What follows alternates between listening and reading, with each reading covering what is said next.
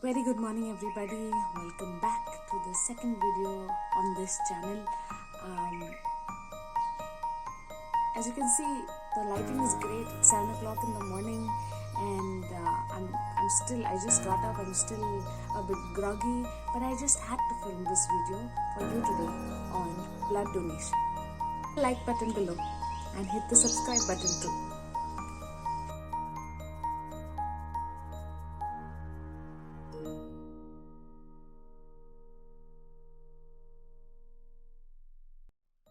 Let me start by telling you about my experience. I recently learned that once you get vaccinated, you cannot donate blood. And people around the world today are getting vaccinated for the COVID-19 pandemic. And so I just wanted to make this video sharing my experience on blood donation and how difficult it is really to donate blood, even if you really want to. So let's start with my experience. Recently donated blood, I don't remember the date, it was about 1 month ago, but I thought that all the 18 to 45 year olds are going to get vaccinated until it was stopped in Maharashtra. But that's the reason I wanted to donate blood. I have donated blood only once before this.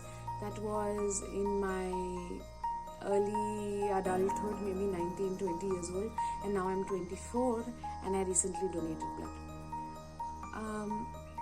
Obviously, donating blood is just a genuine, general act of kindness. Everybody needs blood, and especially during this COVID-19 pandemic, there are many complications which arise out of the COVID-19 disease, and people may or may not need blood. So, recently, the place where I'm from, in Sangli district, Maharashtra, there wasn't much urgent need of blood or anything like that, but I knew that I couldn't donate blood after I get vaccinated, and I knew that I wasn't able to donate blood so many times before, and this was my one opportunity to donate blood, and so I did very recently. About my previous experiences, I have tried at least 4 times in these few years from 18 to 24 to donate blood, but I haven't been able to. I did it once when I was 18 or 19, and that was a great experience. And I'm sure you all know that you can donate blood up to 3 times a year. So that's once every 4 months, I'm guessing. 4 3s are 12, yeah. Once every 4 months. But I did it only, so I had about, let's say, 18, 19, 20, 21, 20, 23.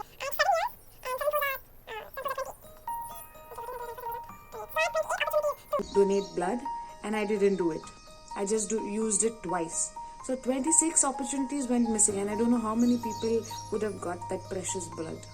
Not that my blood is precious, but everybody's is. So I tried at least 3 or 4 times in these 7 years to donate blood, but I wasn't able to. So this is what I wanted to make this video about. Blood donation is not easy, whether you're donating it or collecting it. Maximum number of people who come to donate blood are unable to donate because of some or the other reasons. I don't know if you've ever done this before, but before donating blood, they give you a long list of things you have to tick off. So that list has so many things. Did you have any tablets? Did you have any disease in the last 6 months? Did you ever be tested for COVID? Did you, I don't know, are you on your period? Especially for women, you can't be on your period, you can't be pregnant. There are so many things to take into consideration, and you're unable to donate blood. Once I had taken a tablet and I couldn't donate blood. Once I had just contracted COVID and I couldn't donate blood.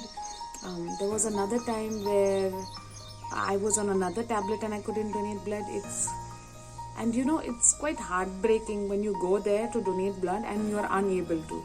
You are expecting to come out of this experience feeling, oh great, I donated blood, I did something good, and then you go there and you find out you're not eligible, and it all goes down the drain and you're so upset about it. So those were my previous experiences, and that is why I want to encourage you to try to donate blood every chance you get, because you don't know how many of those chances would be rejected. Next, I wanted to whose dad really required plasma in the last stages of his life. He needed plasma, he needed oxygen, he needed so many things. He needed this medicine. I think it was a remdesivir, I'm not sure. Dexamethasone, I know. And he could not get it, and he passed away. It was quite heart-wrenching because this girl is around my age, and I don't know what I would have done in such a situation, and she had to go through that. So I really feel bad about it. You can't always do it. There are so many obstacles, as I was saying before. And then when I wanted to donate blood, this blood bank, which was right near my office, and then my parents asked me, and even I had so many questions about, is this blood bank genuine?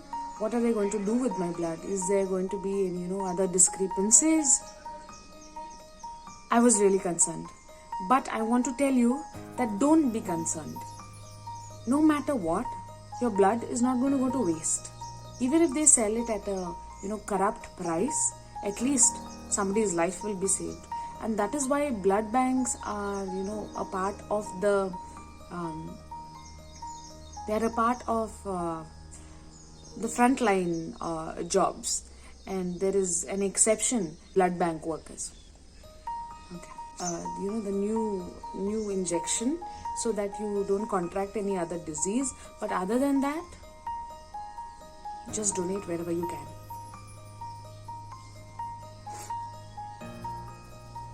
I don't want to experience, and I want to make this commitment to at least donate blood twice a year.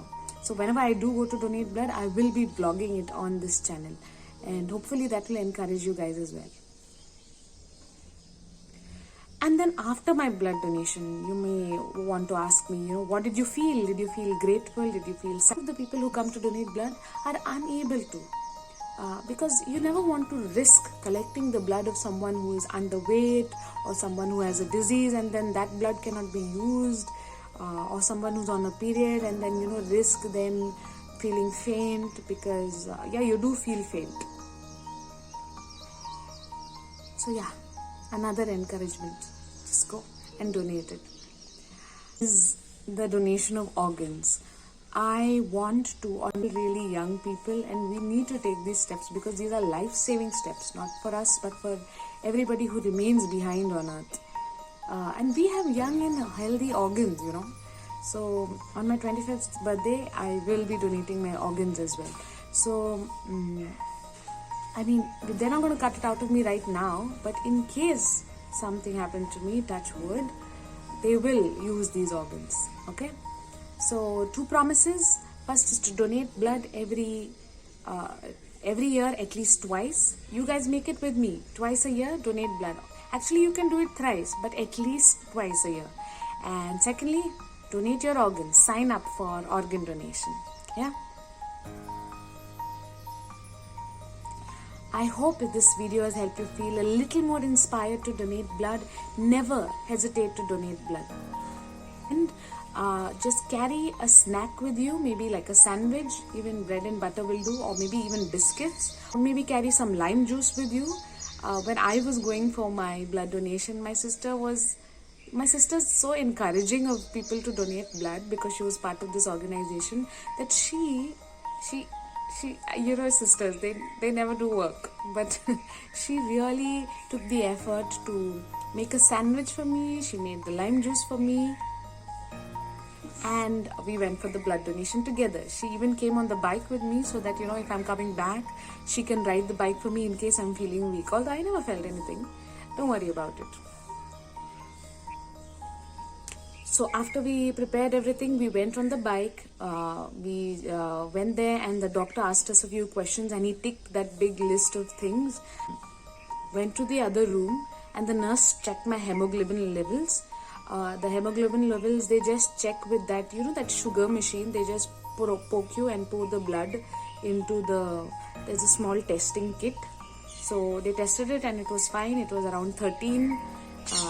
And then they just took the injection which was connected to a big wire, which was then connected to the the tank kind of thing, not a tank but like a plastic bag kind of thing which collects your blood. And she first she injected my skin, and then the blood just kept pouring out. And then they give you this squeezy ball factory, truth be told. And after that, they allow you to rest for a little while. The only thing that I was a little concerned about is they asked me to remove my mask, although they had masks on. They asked me to remove my mask because they didn't want me to get breathless. So it's up to you really. Just ensure that you're feeling fine the whole time. I was feeling fine throughout. I never felt dizzy at all. The first time I donated blood, I felt a little dizzy after I reached home, but maybe it was because I did not eat enough. This time I ate almost immediately after the blood donation. So do ensure to carry something with you. And I really hope you all are inspired to donate blood. I hope this video has encouraged you to donate blood, to pledge your organs for donation. And for more of such social, feminist and other style of videos, do subscribe, hit the like button, and I'll see you in the next video. So before we start this video on blood donation, I just wanted to ask you all to hit the subscribe button for more of such feminist, Christian and motivational and social videos.